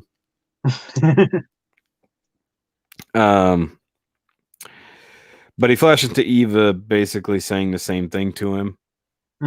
What is clearly that same battlefield that we've saw before, where everything's on fire and the core Gundam is hurt. So maybe that wasn't the last time they actually saw each other, as we talked before. So he's starting to. It's just twice that an interaction with May has reminded him of not Sarah. So obviously something's going on there. Not saying that she has anything to do with it, but clearly interacting with more human-like people is actually affecting him. But if she is an L diver, or was, the fact that she could be human enough to elicit emotions and things from him and to build a real relationship with him, and then the cost of that artificial life form to him turns him into something less than human. Yeah. Isn't that interesting? Wow, my typing is bad tonight. That's funny. But yeah, so we get the teaser for next episode, which is actually a fairly short teaser. We see the ocean that he's got to battle in. We see him sort of dealing with something, and he's taking on damage because he's all yellow in the cockpit. But what I thought was interesting, I don't know if you caught this. So it shows all of their Gunpla standing there prior to going in the water. Did you catch what was different about it? I will admit I skipped the next episode preview when I rewatched it, so I don't remember, I'm afraid. He's in the Mars armor. It's clearly the Mars armor. It's red. It's actually, got I didn't remember seeing that the first time. Yeah. So when I breezed through it, I thought it was something different. I was like, what Gunpla did they bring? Like, I thought it was somebody else entirely. And then I looked at it, I was like, oh, it's a freaking Mars armor. I mean, you can see the red crest. So I got to wonder why he brought. And he's got like the big swords on it and stuff. Yeah. Yeah. So I got to wonder why he brought that to start. Because obviously, if he's going underwater, why wouldn't he bring his aquatic armor again? Oh, because we just get that one armor, one use situation that we kind of feared would happen. Unless he needed the Mars armor to get this far. Okay, so Ryan says I built a blade legger. And he's also built the Psycho Genisar. That's pretty cool. She's human. If she's an L diver, that's what season 1 was about. Yeah, but this is the concept, Ryan, that there were more L divers. And the idea that even this entire game that they're in, or mission they're in, is full of L divers. That's why these aren't just NPCs. And Fakri says, so Eva's dead or just got corrupted? Well, she's either dead, corrupted, kidnapped, or got taken away by the administration. But he's been searching different worlds to try to find her. So it's his belief that she just got taken to somewhere else. So his princess is in another castle. Pretty much, yeah. Andreas says, instead of Liger Zero, Core Gundam Rise its armor like the pro tags in old anime Hiroto, which pretty much a Saint Seiya wannabe, but still good. I kind of also got Tekkaman vibes. Also, the way he rides on top of the armor. So that was cool. Mario reference. Yep. R.I.P. V2, the armor that jobbed its own debut. Yeah, but it's not really R.I.P. You can totally still use it. Like, there's no reason he can't use it again. I mean, when they went into this level, he was in the Earth armor, which he also sacrificed. So I mean, you could just use it again. It's like, but I mean, it proved itself to be kind of pointless, over and over, except for just having big guns.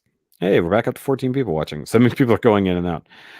Do you hold on, Riley? Did I review any ReRise kits yet? No, actually. I'm not really planning on reviewing them. This one is that guy. Yes, if you right actually tune into my channel tomorrow, I will have my review of the Earth 3 armor Yes. up.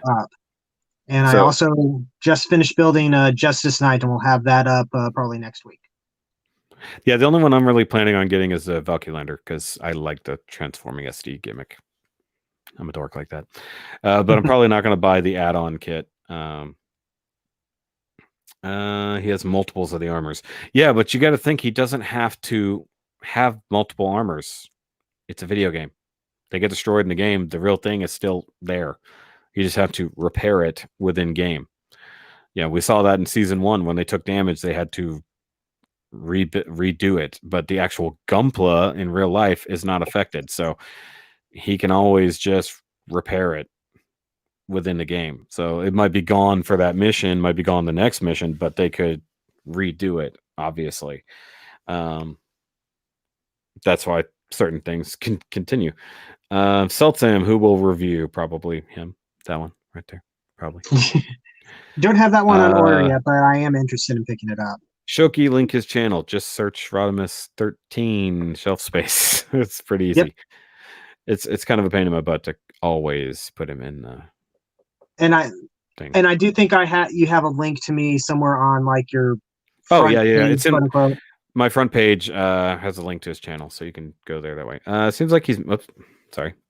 Link channel though. Yes, link to the channel is on my main page. Just go do it. Takes less effort than me copying and pasting. It seems like he's maxed out only at 2 armor per session, 1 core Gundam, 1 support machine. I don't know about maxed out versus that's just all he brought. I mean, I think he just planned ahead and brought the only ones he thought he would need. I got the Earth 3. Haven't built it yet. Looks sweet. Yep.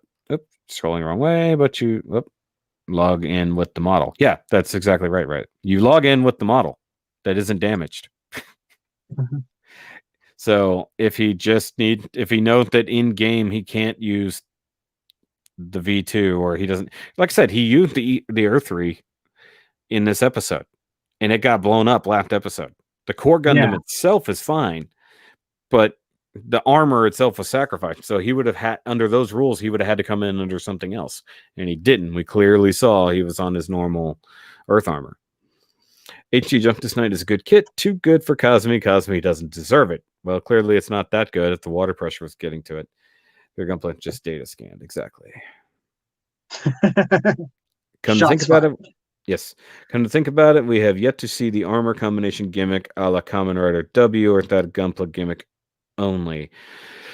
No, he crossed over armors the last episode when he did a partial change, or whatever they called it, where he changed.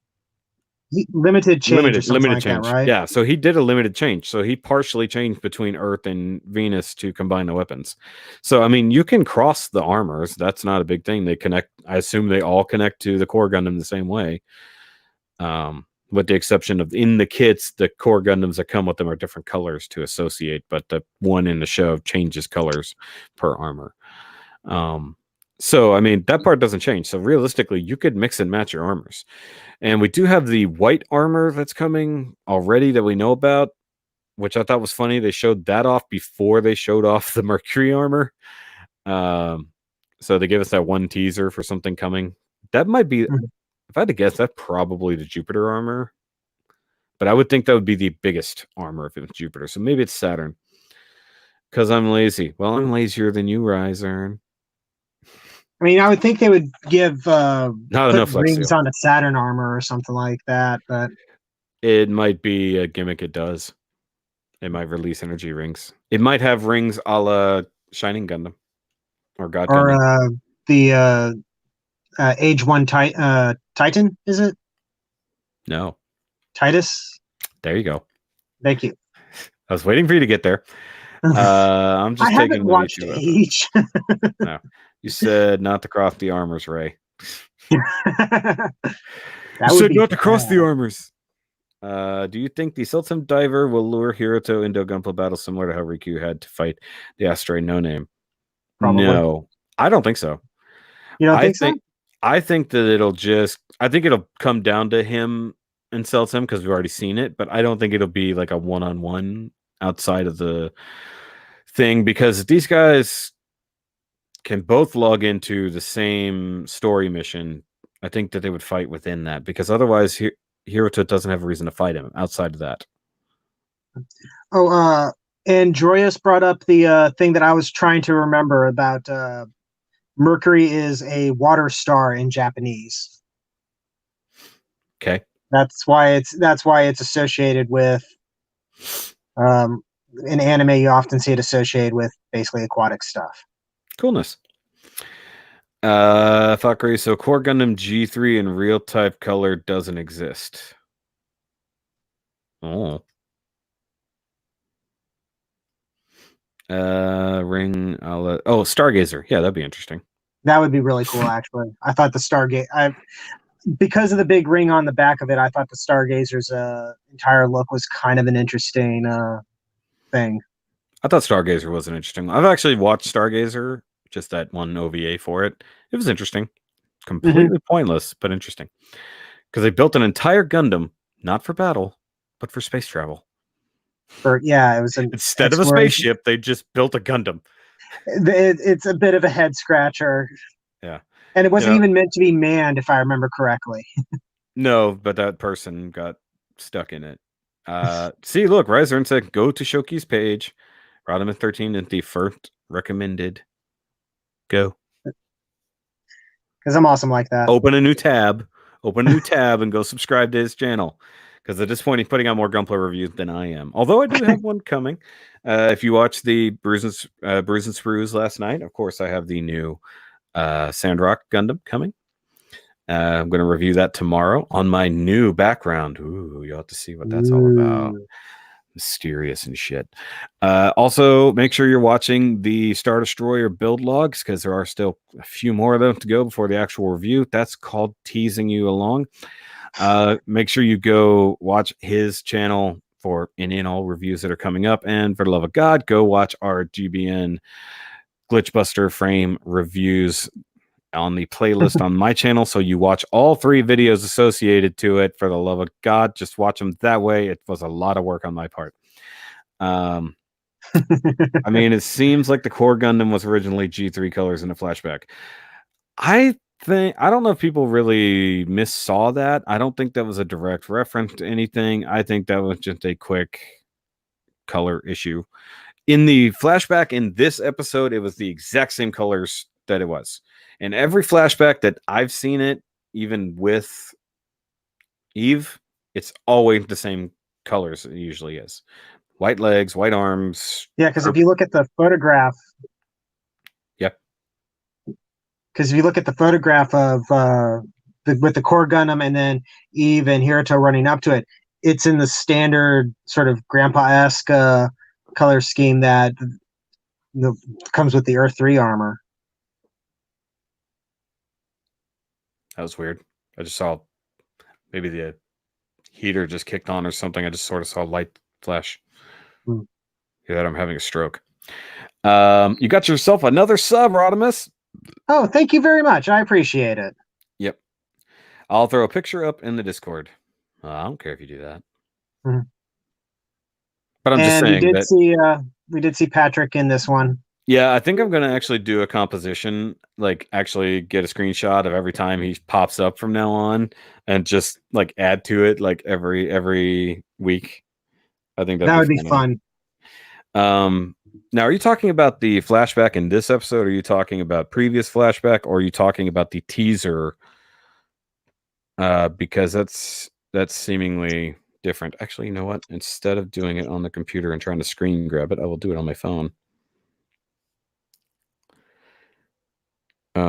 Hey, look, we're still alive. Go figure.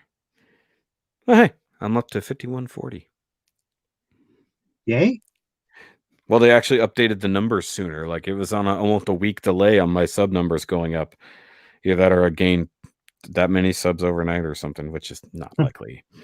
So if we go back to turning the volume completely off, because I don't want to get any copyright claims on this video because it had 3 seconds of advertising in it. Come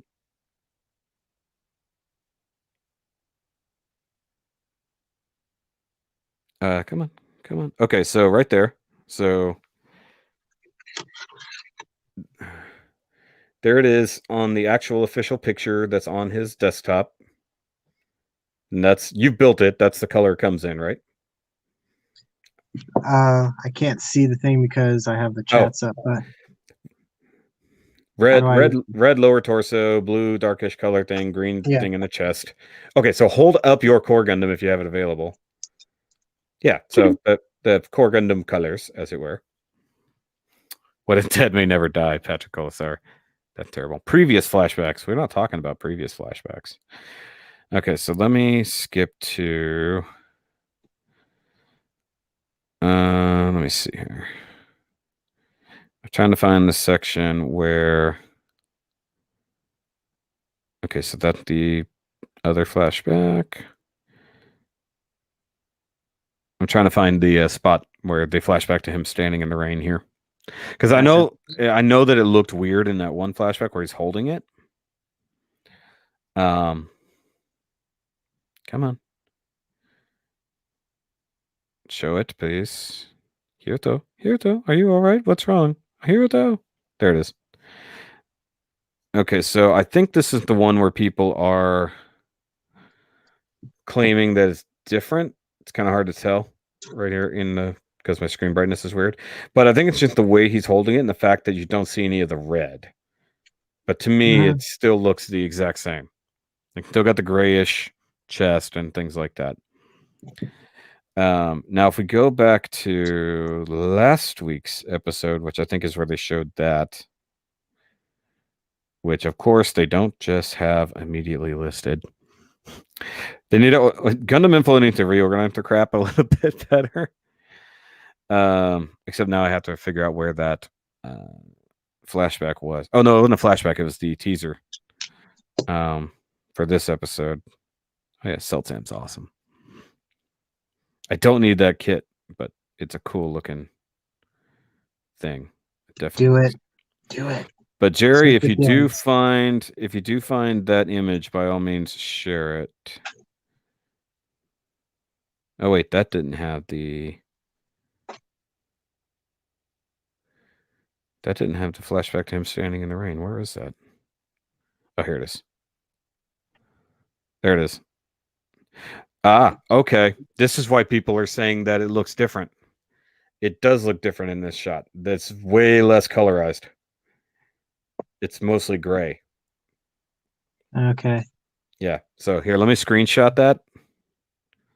I just brought the chat down. I couldn't find the X because I had like a notification from Messenger from you covering it. Irony. Hold on, let me turn off captions so that you can actually see the damn thing. I'll screenshot it and send it.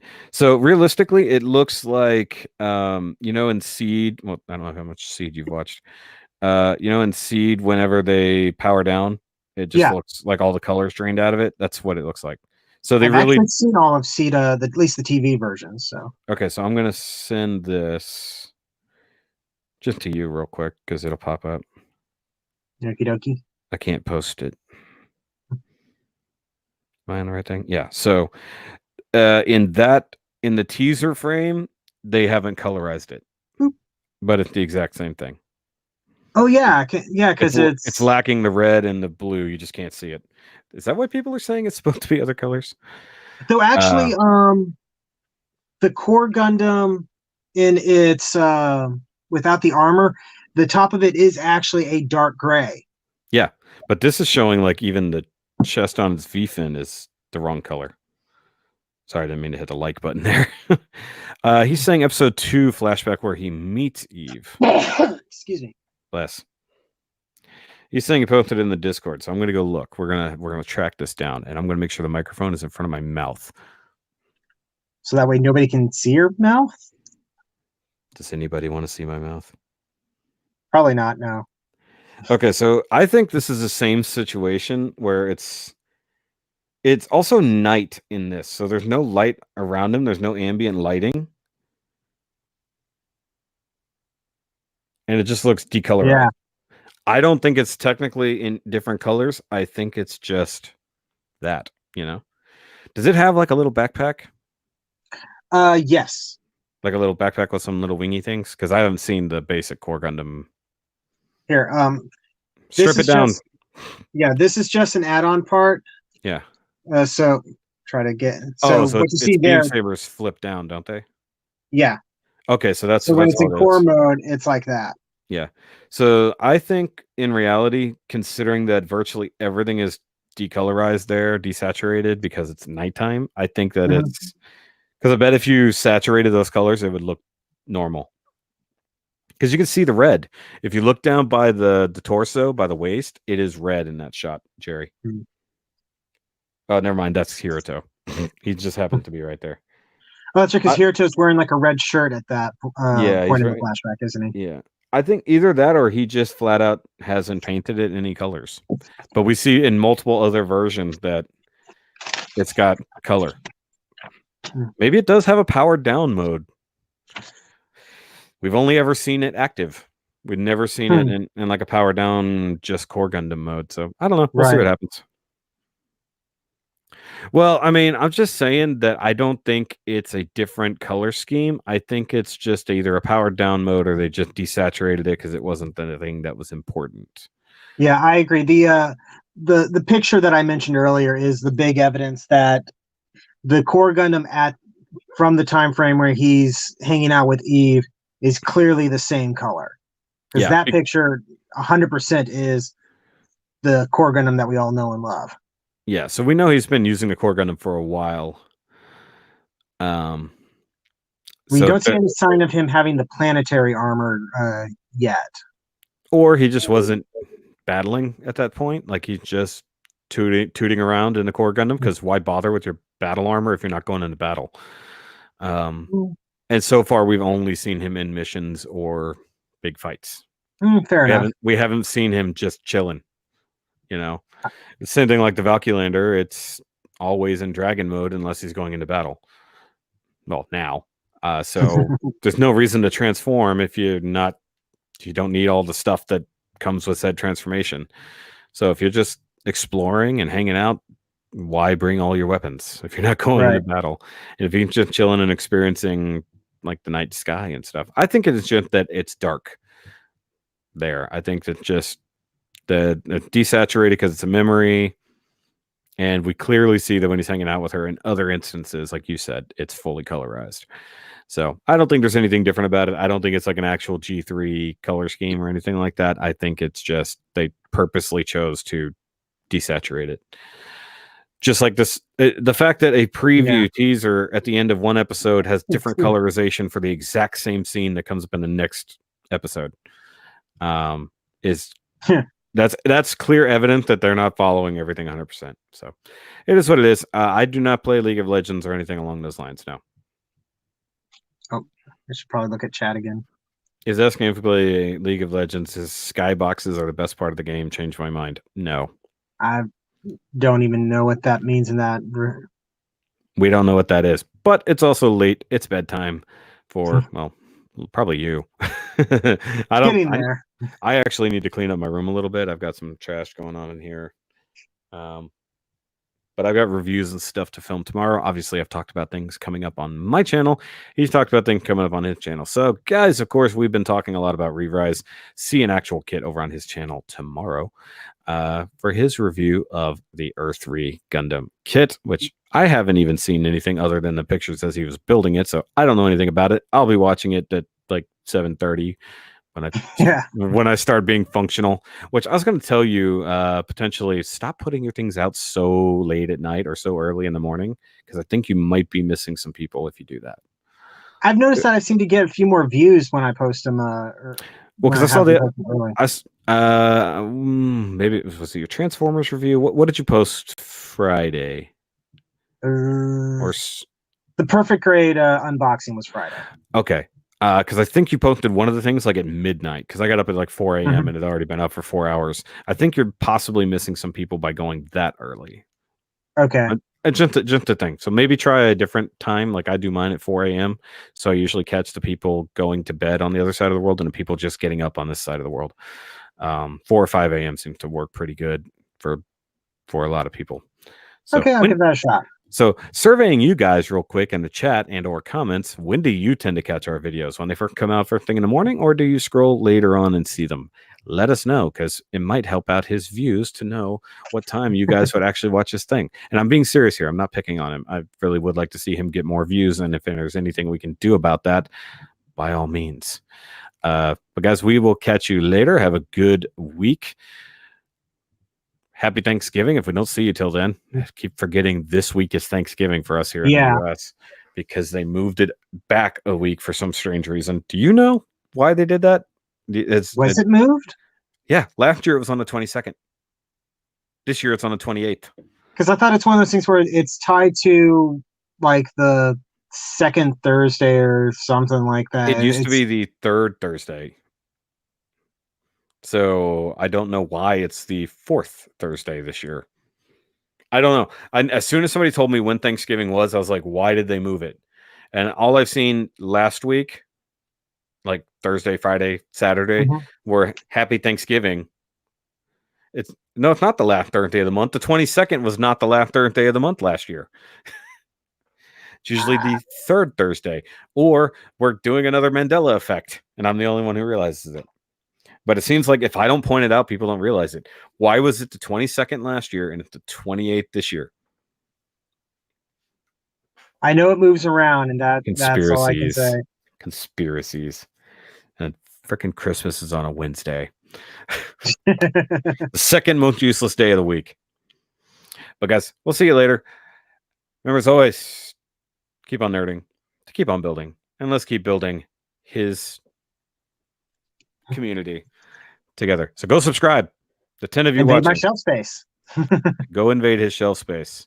And then come back and watch my Star Destroyer stuff. Okay, so Anthony says last year's was early. No, because the year before it was on the 24th. Bye. Good night, everyone.